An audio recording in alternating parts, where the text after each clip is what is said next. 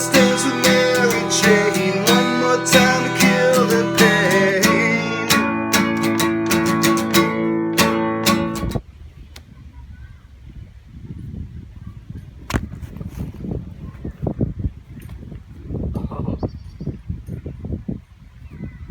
Alright, so it's Sunday, March the 22nd of March of the 22nd of a Sunday, and while we can still sensibly go outside as families, we're doing that. There are a lot of people at the park, but you know, social distancing.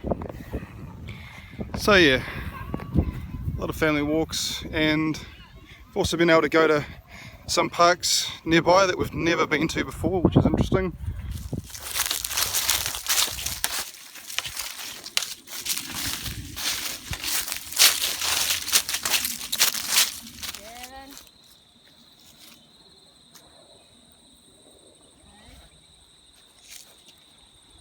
So you would have seen yesterday the government introduced an alert system for managing the coronavirus COVID-19, and I was disappointed that the alert level wasn't higher than they stated. But I get that on one front they have to manage public reaction.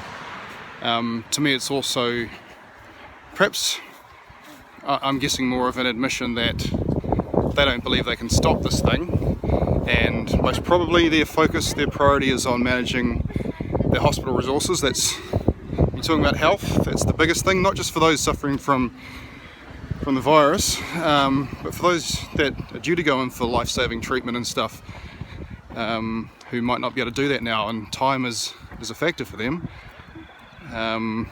So it's spreading out the spread, basically, I think. However, that doesn't mean we can't take measures into our own hands and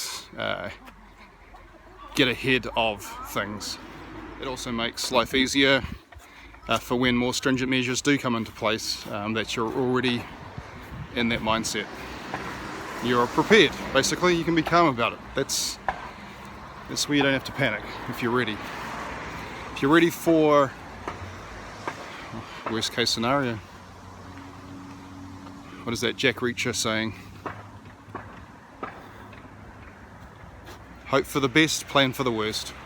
So it's interesting getting outside a bit more to do these little walks.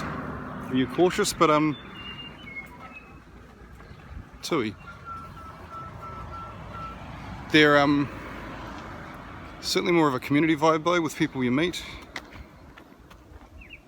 I think people just seem a bit more friendly in general, and I guess because we're realizing that this is something to cherish at the moment. Because if it escalates, you won't be leaving your house. Now, welcome to a little challenge segment I call "Show us your pantries" hashtag. It's really no prepping stuff here.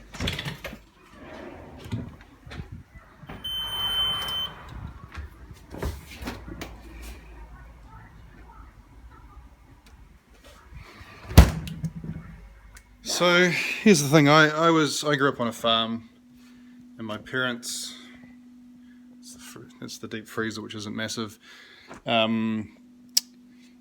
You'd go into town or the city to buy your supplies sort of once a month. You had a lot of deep freeze and storage. You did it in bulk, and it meant that when we had a serious cyclone that hit the country, or hit this part of the world, Cyclone Bowler, which was a long time ago, we were completely cut off, but we were fine. We were set up for this sort of stuff. This sort of stuff now has really made it apparent on how we live week to week. As it gets to closer to shopping day, we run out of stuff, and we're holding out for shopping day. So now we're in a situation where you can't get certain basics, and we're exposed there. So it's interesting. I don't know about the panic buying and stuff, whether that's actual panic or just people prepping. I mean, we should have supplies and stuff. We're okay. We can make do for a bit. and fuck it, I'll go fishing or something like that.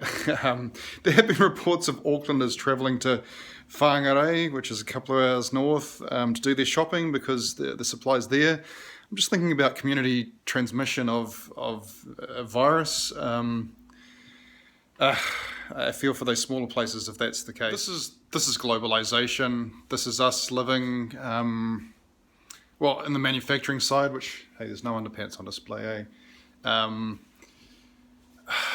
It's the concept of just in time. You don't want to carry massive stock warehousing surplus and stuff like that. You just want to make what you need to sell. That's how your profits are optimized and stuff. And this is how we kind of live these days. And this is maybe showing us a little bit of madness in that thinking. So, all food for thought. Also, a little shout out to John Garrett, Brute Squad, from, you guys know him from Beam and YouTube, and maybe from his gaming videos, or his podcast. Actually, I'm going to work out how to give a plug for his podcast, which is on... Welcome to Brain Pain, where we explore the vast world of psychology.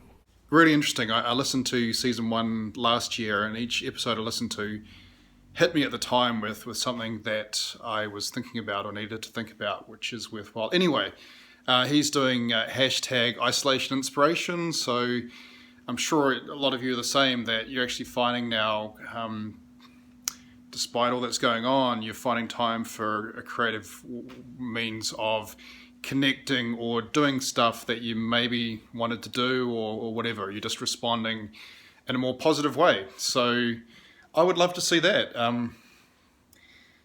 Let's see it. If you guys don't mind listening to it.